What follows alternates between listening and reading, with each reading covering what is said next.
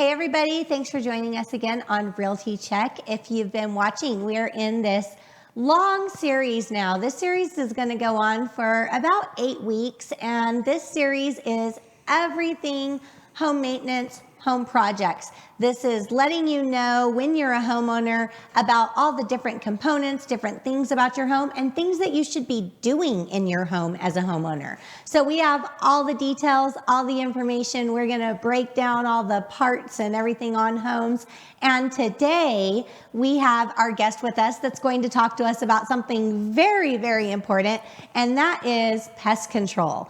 So when you're a homeowner, or if you live anywhere in Vegas, you're definitely going to run into some issues with pests because they're here. And we have our guest with us who is an expert in pest control, and this is John McFarlane of Imperial Pest Solutions. So welcome, John. Thank you for being here today. Thank you, Trish. I appreciate that. Yes. John's a return guest, actually, from a previous, when I used to have a YouTube show going on. John was a guest on there, and we talked all about scorpions, which we're going to talk a little bit about today, too.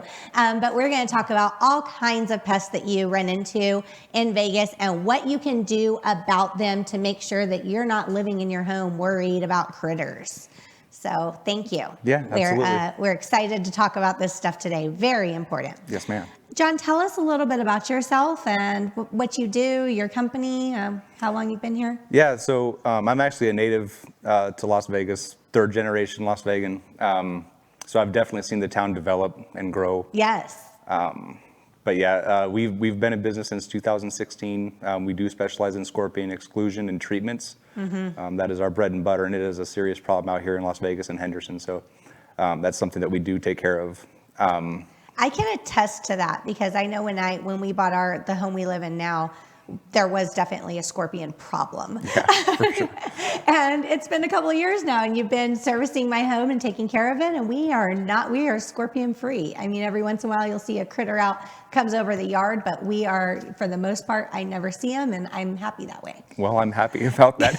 It takes some time sometimes. You know, people end up having different kinds of levels of scorpion problems and scorpion activity, and you definitely had a higher range of scorpion activity. So yeah, that's great that we've been able to control that and get that taken care of for you. Yeah, definitely. I have like the habitat for scorpions at my house. It's like there's palm trees and there's those garden boxes and all the things they love are there. So yeah, but I don't want to get rid of any of those. So just have to learn how to deal with it. Yeah, and that really is interesting too, because you shouldn't have to adjust your landscape because you have a specific pest problem, right? I mean, people should be able to live in their homes and have the backyards that they want and not cater to the bugs, right? I mean, there should be ways to fix pest problems without having to adjust your living situations. Right. I remember reading that somewhere online when I was trying to, I was just freaked out about the fact that finding out I had scorpions there, in the house that are in the yard. And that was one of the things that I read is like, water sources and too much plants and all this stuff. And I'm like, those are all things I love. I don't want to get rid of that. Right. So yeah, no, it's definitely good to know that. So besides scorpions, what types of pests are common here in Vegas? There's quite a few. We do have an abundance of cockroaches. Those things are nasty and they're everywhere. Yeah. I heard when humanity is completely gone, they'll still be there. That's probably true, yeah. There's something else. But, just your typical desert pests, right? Roaches, crickets, rats, mice, scorpions, spiders, centipedes from time to time, ants, obviously. But those are typically the most common pest problems that we'll have out here in the desert. Yeah, pigeons? Pigeons for sure. Pigeons are a mess. The new thing is to get your solar panels on your house, right, and try to save some energy that way. And a lot of times, pigeons will get underneath your solar panels because it's shady, right? It's a place that's hidden away. It's tucked underneath, right? It's perfect cool, habitat. Right? I mean, that's the place for a pigeon to start nesting and roosting. And so yeah, that's for sure a problem, and that's something that we take care of as well. But can they damage your solar panels if they're like nesting and roosting under there, or is it your roof? Like what is at risk when that happens, other than like nasty pigeons stuff? Well, everywhere?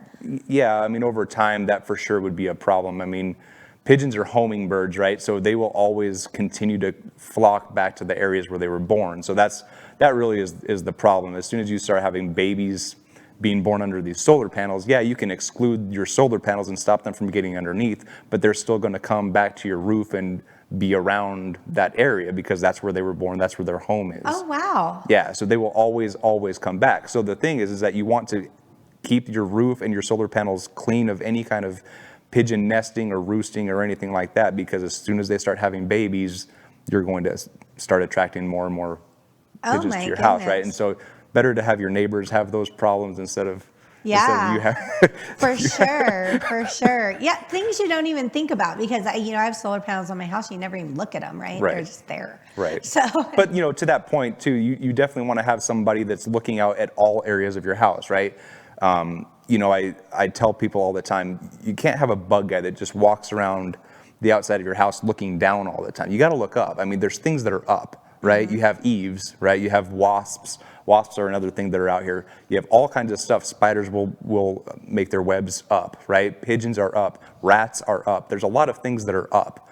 So to just have a guy that's just going to come around and spray and be done in 10 minutes isn't going to quite be enough, right? You have to be able to take the time to look at your customer's house and see what exactly is going on, maybe something that you weren't aware of that we can bring to your attention. Hey, you have this problem or a potential problem with whatever. Just wanted you to know. And then at least at that point, you're aware of it, right? And you can think about it or... Yeah, and you did that with us recently with the pigeons and the solar panels. You were like, hey, notice this problem here. Right. This needs to be addressed. So I appreciate that because I, again, never looked at it. That Right. they're on, the back side of the house and never pay attention. Right. So you go about your day-to-day life. You don't think of checking out those things. Yep. So it is good to know someone's looking out. What you mentioned rats. So that is, and correct me if I'm wrong, but last year, I felt like in 2020 when everything was shut down, all of a sudden, just like on Facebook, social media, everything, I'm seeing like everybody posting rat issues out of nowhere. I'm like, whoa, where'd all these rats come from? Were there more rats in homes did it have anything to do with everything being shut down? What was this big thing, or did people just start talking about it? Was it rat season? What was going on? I don't know that I have an exact answer for that. I have a theory, though. Yeah. And my theory is during 2020, there was, and even still today, there's a lot of construction that's going on. Yeah. I mean, obviously, you know that, right? Yeah, I see it. So, anytime that you're going to move the ground and dirt and things like that, especially when you start building more and more towards the mountains, you're going to bring things out of its natural habitat, right? But anytime that you're moving the ground, you're going to shake up environments, right? Mm-hmm. Bugs, rats, pigeons, whatever it is, you're going to start making things move. So I think that really has a lot to do with it. I know that downtown is crazy right now. I mean, it's constantly getting revamped, and there's new things happening downtown all the time. Oh yeah. Downtown for rats is still right now. It's a disaster. I mean, is it? Yeah, because they've cleared out so much different older buildings and torn things down and revamped things. They've made all these rats that were in these old areas, right? They've made them move, and so all of last year was crazy downtown for us for rats. It was like nonstop. Oh. So I think that really has a lot to do with it. Is just anytime that you're going to make an environment change, right? You're going to start spreading out pests, whatever those pests might be. You're going to make them move. Well, yeah, they're going to flee because they don't want to be there during construction. Right. So I think that's the answer to the question, or at least partially. I think anytime that you're going to move some pests place that they're living, right? You're gonna make them move, and they have to find a different place to be. So. Yeah, and rats can be tremendously destructive too at home. They can chew your plumbing and your electrical. They can completely damage destroy your home. I mean, they're crazy. They are crazy, and rats in an attic are very common. Really? Yep. Why? Like, there's no food there for them. Is there? Again, it's shelter. It's a place that's excluded, and it's back away from everything else, right? You don't hardly ever go into your attic, right? No. that's a place for a rat to be, especially in the winter months, because it's a little bit warmer up there. So a lot of rat activity happens in the winter time, in an attic anyway. But pigeons and rats go together as well. Anytime that you have a pigeon problem, a lot of time you'll have a rat problem. Really? Yep. They kind of go hand in hand. They hang out together or what? I mean, kinda. They just like to be where the pigeons are. It's, I don't know. That's just kind of how that is. So, what are there signs that you can look for to see if you have one? Do you think that? Do you ever talk to people that like find out and they're super surprised, like, oh my gosh, I had no idea that there was, a rat? Are there signs to look for, things to look for to see if you might have some? Because I assume they're not out running around in the daytime. No, rats are nocturnal, but you can look. You really kind of have to know what you're looking for, though. Rats are, and mice as well, they're habitual, so they'll run the same path back and forth every single time. So as soon as they find a place that they're going to start nesting, they will continue to run that same path to get there. So a lot of times, the grease on their fur will rub off on the wall, on brick, on whatever it is that they're coming across. AC vents, right? Like when you get up there, you really can kind of see where they've been walking and things like that. But there'll be grease marks and rub marks on certain parts of your wall. But like I say, you'd kind of have to know what you're looking for that. But any kind of holes, new holes, a rat only needs about the size of a nickel. A full-grown rat only needs about the size of a nickel to get through.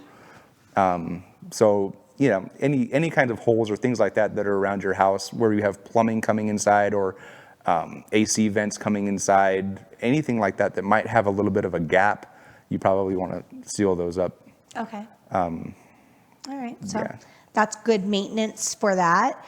And what about, so another pest that I've been seeing on Facebook a lot, right? All your friends will post something when they see something gross and nasty. Is these like sun spider, wind scorpion things that are like really brutal looking, that are in like the south area mostly, it seems like. They're pretty much all around town. Yes, more the outskirts of town for sure, but you could find those things anywhere, and you really don't find them a lot. They're around for sure. From time to time, you'll come across one, but they're not common. You don't run into those a lot. Are those at all dangerous? I've seen like two different things. I've seen people that say that like they raise their front legs and they'll chase after you and they're super aggressive, and then other people are like, yeah, but they're harmless. So you probably want to heed a little bit of caution with any kind of pest like that. Out here in the desert, it's hard to tell what's going to hurt you and what's okay, right? Like just leave them all alone. Honestly, Stay away from them all. Because you don't want to take the chance. Unless you really know what it is that you're looking at and you have experience with that type of a pest. Probably just best to leave it alone, because you don't know if something is going to be poisonous, and if it in fact is poisonous, are you allergic to that venom, right? That would be my advice, is to just leave things alone. If it looks like it's a bug, just let it do what it's going to do. To call somebody like myself to fix those types of problems. Yeah, because you like pick up scorpions with your hands and stuff. So yeah, I've witnessed. So back to scorpions, because this is, one of the things that that is funny to me, or not funny, but it's just a little humorous, I guess, is I'll talk to people right now. I have so many people that are moving into Vegas from out of state. It's huge. It's just this big, like, everyone wants to live in Vegas all of a sudden. So all of these people coming from other states are like, hey, what kind of bugs you got there? Right. And it's like, we have the spiders and the black widows and brown spiders and scorpions, and the scorpions, oh my God, no. If people will start like freaking out when you say scorpions, it's because no one ever wants to run into one, of course. But they're definitely a problem, and I've had people request areas. They're like, oh, make sure that it's not an area where scorpions are. And I'm like, yeah, well, that's impossible, because they're everywhere, right? Pretty much. Yeah. So with that, I mean, they can be a huge problem. They can turn into a huge problem. They are poisonous. Yep. And it depends, of course, if you're allergic to them, what can happen, what to do. So tell us some ways, because I know the ways, but tell us some ways to find out, for one, like you can hunt and see if you have them. Right. And how to control them. I know you have ways of eliminating them completely, and ways of, doing sealing and things like that to make sure that they're not coming in your home. So let's talk a little bit about that. Okay. Yeah, like you mentioned, scorpions are very poisonous, and we do have 3 different species of scorpion out here. We have the desert hairy scorpion, which is a big chunky scorpion. And you don't really run into those too often, but from time to time you'll come across one. Yeah. We have the striped scorpion, which is kind of a beige color, but its back, you can see the stripes along its back. It has a darker back. Then we have the bark scorpion, which is the most poisonous scorpion in North America. We have those here locally. That is typically what you'll come across. Those are the most common, right? Yeah. Regardless, I mean, you really don't want to be messing with scorpions, regardless of the kind they are, right? I mean, you don't want to get stung. But like you said, you don't even know if you're allergic, unless you've been stung, you don't even know if you're allergic to it. And if you're allergic to it, then that creates a really big problem, right? Now you got to know where the hospital's at. You got to go to the hospital. If it's a kid, you're even more worried, right? Because you want to help your kid and you don't know how, right? I mean, so it really could be a really bad problem if you or your family member gets stung. And is it true that the smaller they are, the more venomous they are, or like the stronger the venom is? You see a tiny one, you're like, oh, no big deal. But those are more dangerous than the big ones. They really are, and it's because they can't control their venom. And it's the same like for snakes. It's the same kind of idea, right? Like a baby scorpion doesn't know how. It's just going to hit you, right? Like it doesn't know what it's doing. It's just going to hit you with all the venom that it has, and that's just what it's going to do. Adult scorpions don't necessarily have to hit you with venom, right? They can just sting you, and it's going to hurt. But they don't necessarily inject you with venom every single time. Oh, okay. So a lot of times when people talk about, it wasn't so bad, I got stung, it's like a bee sting. Well, that probably was a scorpion that just stung you. Oh, right? Okay. If you get stung and you had venom inside of you, and I have many times, that is pain. That is pain right now, and it hurts like crazy. So, I mean, it's definitely something that you don't want to have just roaming around the house. I mean, of course. When I started the company, I worked for a different company that would give you a bunch of answers, right, but never give you really a solution, right? Like the solution is always, we'll come back and we'll spray again, right? Oh, I'm really sorry about that. We'll be back and we'll spray. Oh, I'm really sorry. We'll be back, right? And that, like, eventually that just can't be the answer all the time, right? I mean, how much can you spray? Right. I mean, seriously. Right. So, when I started this company, I said, I'm going to provide an actual solution for someone, right? Which actually goes against anyone that works in pest control, because you always want recurring service, right?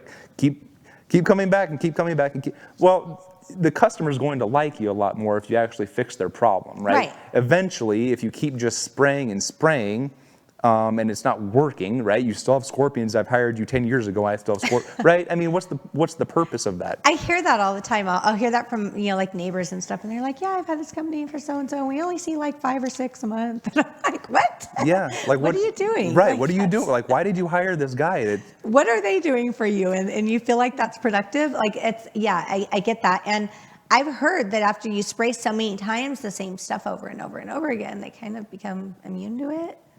They can, yeah. I mean, they can, over time. So for sure, switching out chemicals and things like that is important. But, the actual solution to a scorpion problem is to stop them from being able to get inside your house, right? You live inside your house, scorpion should live somewhere else, not in the house, right? You shouldn't have to be afraid to get up to get a glass of water in the middle of the night and have to grab your black light, because scorpions fluoresce under black light. You shouldn't have to do that. You shouldn't have to grab your black light to go downstairs to get a glass of water because you might step on a scorpion. Yeah. You shouldn't have to do that. And so there should be an answer to fix these problems. And the answer is exclusion, and being able, you kind of alluded to that, being able to stop scorpions and other bugs from being able to get inside the house. Right. scorpions and other bugs, they make their way into your home most of the time through the weep holes that are underneath your stucco wall. Your stucco wall doesn't come all the way down to the ground, right? Right. It comes down, and then you have a little bit of a lip. Like an inch or two underneath. Yep, and then you have the stem wall, which is the bottom portion of your house. Anytime that your air conditioning is on, or your heater in the wintertime, you have moisture that's escaping through those vents. Your house has to be able to breathe. Yeah. And if you're out here in the desert, every bug wants to be where that type of environment is, right? It's too hot outside, right? So as soon as they can sense that moisture escaping, they're going to go inside those vents and then start living and breeding inside the wall. And then once they're inside the wall, they can pretty much go and do whatever they'd like, right? It's dark, it's damp. Scorpions have an endless food supply because there's not just scorpions in there, right? There's roaches and crickets and spiders and whatever else in your wall, right? And then eventually they'll work their way through until they find an entrance point into the house. Yeah, because the house is the most comfortable. Right, exactly. Yeah. So yeah, there's things that can be done, but exclusion is actually where you start fixing a problem. Instead of just spraying and spraying and spraying and spraying and hoping that one day will stop your problem, you got to just shut the doors off and have them not be able to come back inside. Right. So things that you had helped out with our home, because basically I have a rule when it comes to scorpions. Like if they're outside, they have to be at least like 8 feet away from my house, and I'll leave them alone. But if they're within that 8 feet from the house, it's war. Like they're not getting into the house. They're not going to cross that threshold. Right. I'm not having it. So the way that, like the things that you like helped us with doing, and the guidance that you gave us with that was mostly like sealing underneath our baseboards. There's always that little gap. We have tile floors in the house. There's that little gap underneath the baseboards. Well, yeah, of course, that's where bugs come through, anything, right? So having that sealed is definitely preventing that area, making sure that you have that top and bottom sealed really nice. The lights, the canned lights, you had told us about that, like they look for that heat source. So not sealing around the cans, but like pulling it down and sealing the drywall in between there. So things like that I think are great.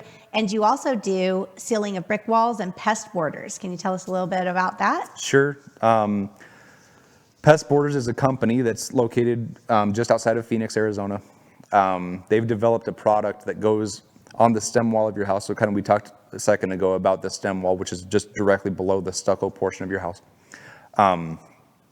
Scorpions can't climb a smooth surface, so that could be a lot of different things, right? It can be glass, it can be porcelain, it can be any kind of a metal that's been polished, a number of things.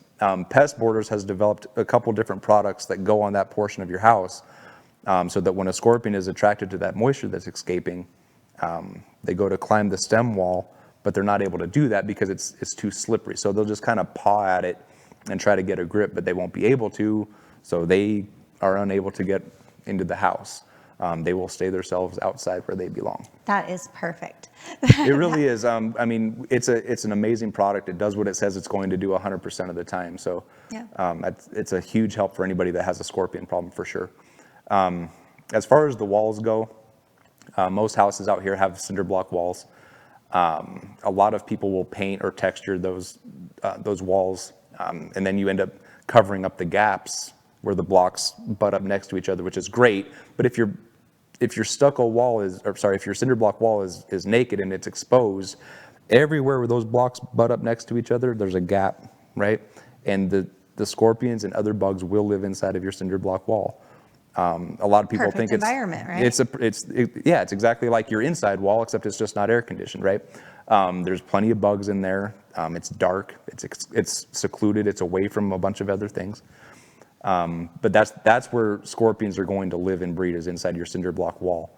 Palm trees. A lot of people want to reference the palm trees, right? And that it's true a lot of times what people will say, well, I heard palm trees and scorpions and they do, but that really isn't too much of the problem anymore. That's for sure how they came here. Mm-hmm. We didn't initially have bark scorpions in Las Vegas. They came from Arizona. They We came from. imported a bunch of beautiful palm trees, and look what happened. That's it. As soon as Yeah. we started building areas like Summerlin and Green Valley and different master plan communities, we brought in all these different palm trees. So that's for sure where they came from. But nowadays, they will live inside of a cinder block wall. That's where you can find them. So excluding those areas as well, if you want to seal up a cinder block wall, you should do that, because if they're not able to get out of the wall, you're going to trap them inside of there. And yes, they can still come over, but it's not just an easy entrance point into your backyard, right? If you go out with a black light, like I mentioned, they will fluoresce, they'll glow in the dark. Go out there with a black light and take a look. You'll see them just ducking in and out through these gaps in your cinder block wall. Yeah. And you'll see it all the way around the house. So Yeah. sealing up your cinder block wall is probably one of the first steps you want to do.